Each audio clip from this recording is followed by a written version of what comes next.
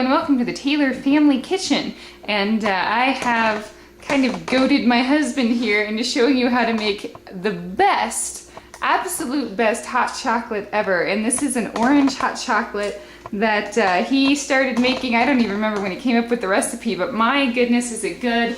And of course, just like everything that I have ever done an article about, it includes the great essential oils. This one actually has the essential oil of orange in it, but don't be fooled, it does not make it healthy. All right. This is bad for your body, but good for your soul. So this is healthy, fat-free, calorie-free, guilt-free, sure. hot chocolate. And this is made with an essential oil. A lot of people think about essential oils in the context of health and bath or your teeth or different things, but I like to use them for cooking, and I've brought a few out. This is thyme oil, ginger, basil, and the nice thing about the oil is that it's an all-natural substance and it's alive, unlike if you buy just a spice from the store.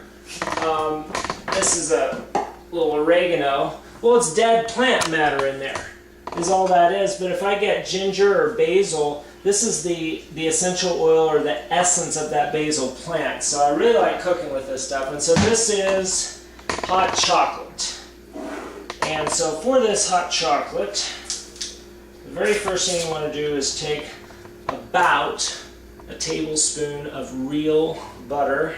I'm a big believer in no pretend ingredients. So real butter, put it in the bottom of the pan, and go ahead and turn it on about a medium or so heat and get that started to melt.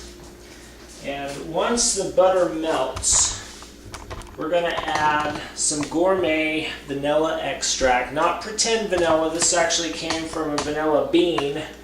This is called Rodell, established 1936 vanilla extract, and we're going to put some of this, about a capful of this in there just as soon as this melts down. So I'm going to bring the heat up quite a bit. Go over the ingredients real quick.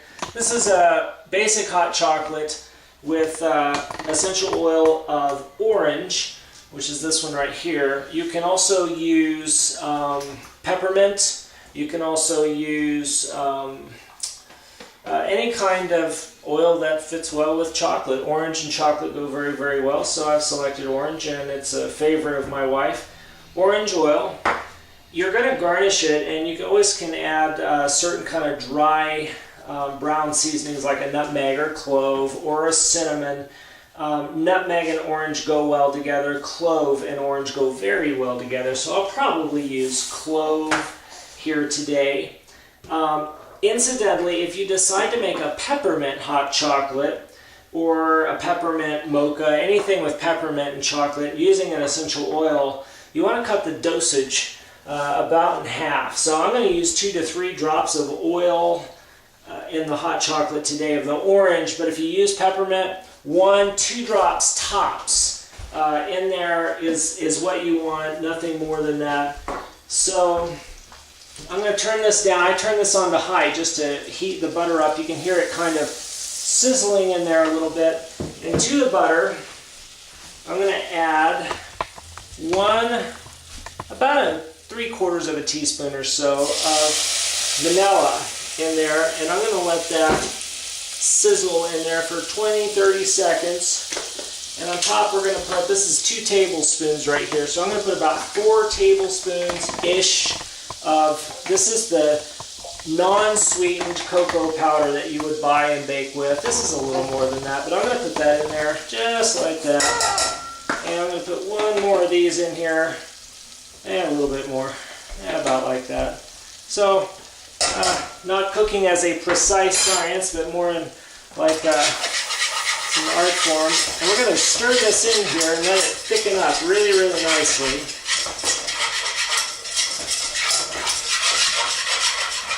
And this will burn very easily. So one of the things I like to do right in the beginning of the cooking process is to put about a finger of milk. And when I say that, what I really mean is maybe 1/4 of an inch to 1/2 of an inch, no more than 1/2 inch, just enough to get in there and to help kind of bring these ingredients together so it's not too thick so we're going to stir this up. A little messy there. And bring the heat back down a little bit more. So the heat's a medium to a medium low right now during this stage in the process. You can see it's bubbling nicely. As it thickens, I'm just going to add just a tiny bit more milk as we go along and as it thickens. And right around this stage in the process, I'm going to go ahead and add a sweetener. Now you can use sugar, you can use agave, you can use honey. Now honey will affect the flavor of it to a certain degree, and I like to use agave or a natural brown sugar, like a sugar in the raw, because these two sweeteners don't affect the flavor of the chocolate. They don't add their own thing to it. Where if you add honey or some kinds of sweeteners, those sweeteners will add something to it. So we're going to add probably, I don't know, there's 2 tablespoons, and let's say about 2 tablespoons more, so about the same amount into there. And we're going to stir that up, and again let that reduce for about another 2-3 minutes, and I want it to thicken up again. I really want it to thicken up again.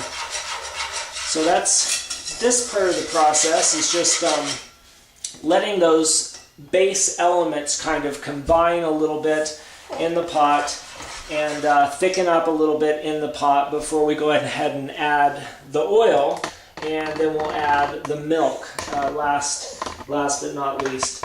So right now in there is the chocolate powder, which is, this one's Nestle Toll House. You can also get Hershey's, but it's the basic baking chocolate, and it's unsweetened.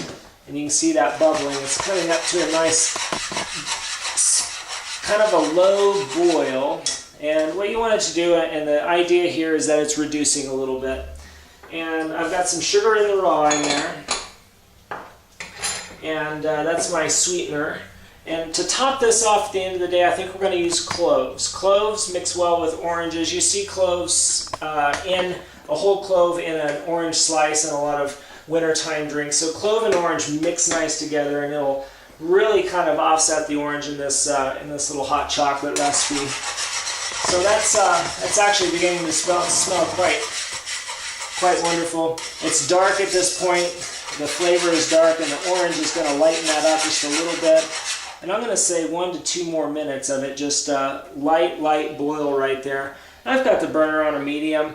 If you are going to babysit the pot, medium's fine, because I'm stirring this often. If you need to walk away from the pot, you want to lower the temperature a little bit, because you need to keep this thing moving if you're going to cook it at a higher temperature. Very, very important.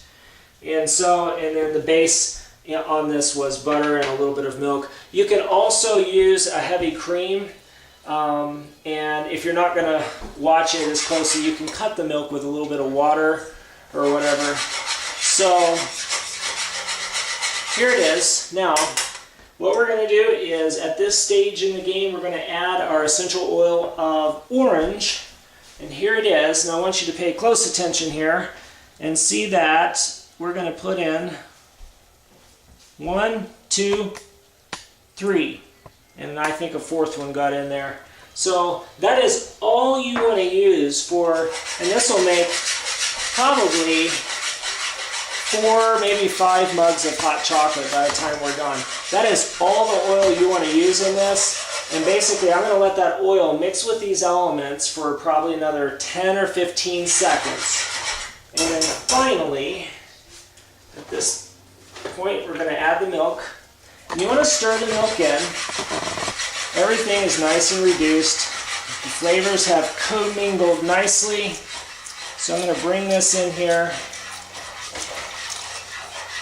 I'm going to add just a little bit more milk. And this is done by feel. You know, this isn't there is no magic amount here. I'm just going to bring this up here. Think of the base we just made as a very rich base that can go a long way. And there it is.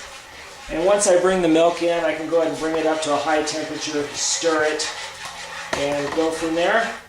But that is your basic orange hot chocolate made with the essential oil of orange. What I'm going to do is spin just a little bit of this into a cup, and I'm going to garnish. You can put a whipped cream on this, is nice. Zest of orange is good. This is just a touch of Watkins ground cloves. Clove and orange go very nicely together. Hot chocolate. So this is a wonderful wintertime drink. I'm a very big fan of the hot Guaranteed. wintertime drink. This is good stuff. And so once you make it, you will be invited back to wherever it is that you party in the wintertime. All right. Thanks for watching.